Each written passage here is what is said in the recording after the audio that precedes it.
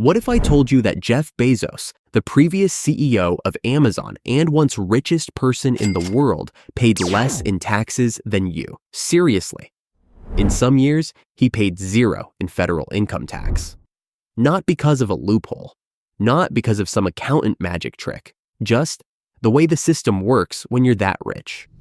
Meanwhile, you, working a regular job, getting paid every 2 weeks, probably paid more in taxes last year than one of the wealthiest people on the planet.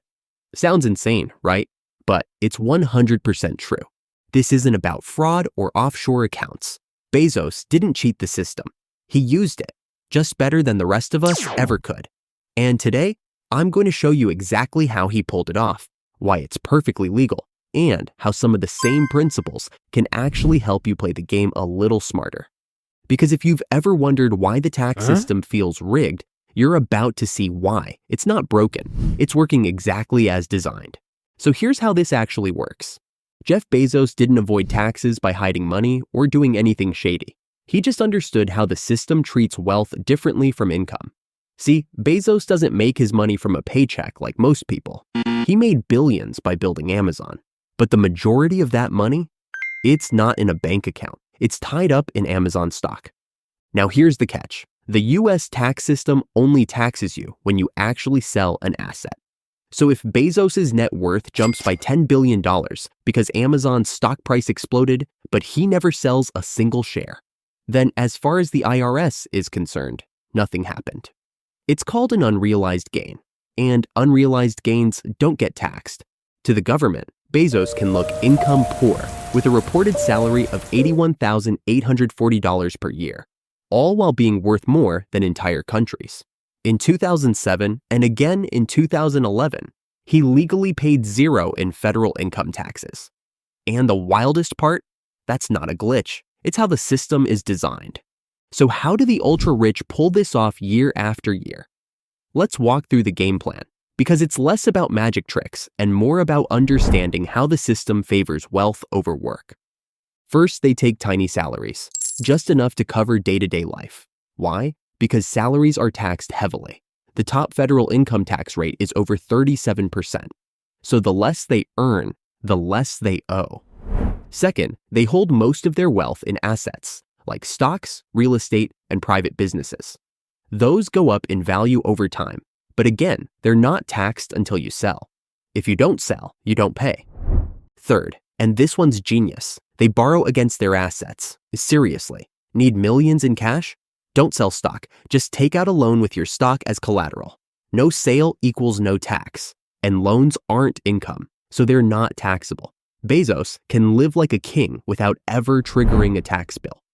Fourth, when they do eventually cash out, they're taxed at the capital gains rate, usually just 15 to 20%, which is way lower than what you're probably paying on your paycheck.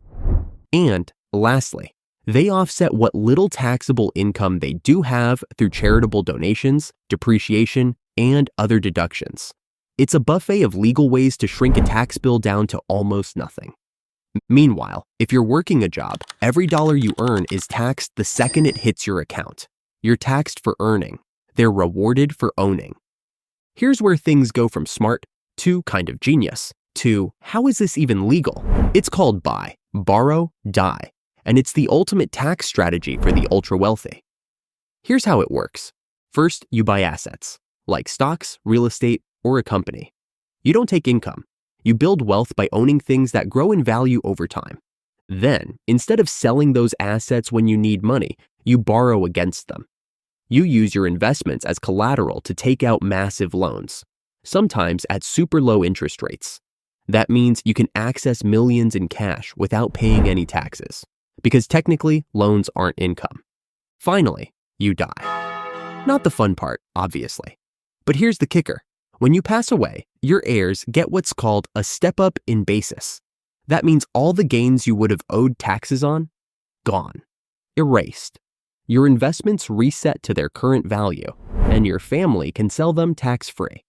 You built billions in wealth, lived off tax-free loans, and never paid a cent in capital gains. And your kids? They inherit a fortune with a clean slate. Now, before you go calling your bank asking for $1 million loan against your Robinhood account, here's the reality. Most people can't use this strategy, at least not yet. Why? Because you need serious assets for any of this to work. A regular person can't walk into a bank and say, "Hey, I've got a few shares of Apple. Mind giving me a 6-figure loan?" Banks only hand out those kinds of loans when your portfolio looks like Bezos's, not your $3,000 Roth IRA. Plus, to play this game, you need cash flow stability. Rich people can take on debt with confidence because they know their assets will keep growing. They've got lawyers, accountants, and a safety net so wide they can take risks that would crush most people. So yeah, this isn't a system built for everyone, but that doesn't mean you're powerless. Because while you might not be in borrow against your portfolio territory yet, you can absolutely start building toward it. Start by thinking like an owner. The system favors people who own appreciating assets, not people who trade their time for money. That means investing in things that grow: stocks, index funds, real estate, whatever fits your goals. If you're not investing yet, the easiest place to start is a Roth IRA or a 401k. Not only do they grow over time, but they also come with serious tax advantages. Next, understand the power of capital gains. When you hold an investment for over a year, you pay less in taxes when you eventually sell it. That's why rich people don't flip stocks every week. They sit on them and let them grow. Then there's starting a business, even a small one. Why? Because business owners get access to a whole different side of the tax code: write-offs, deductions, depreciation. You don't need to be Bezos to start writing off a portion of your home office or laptop. Finally, take advantage of tax-advantaged accounts like HSAs, 529s, and tax loss harvesting if you're further along. These aren't billionaire hacks. They're tools regular people just don't hear about often enough.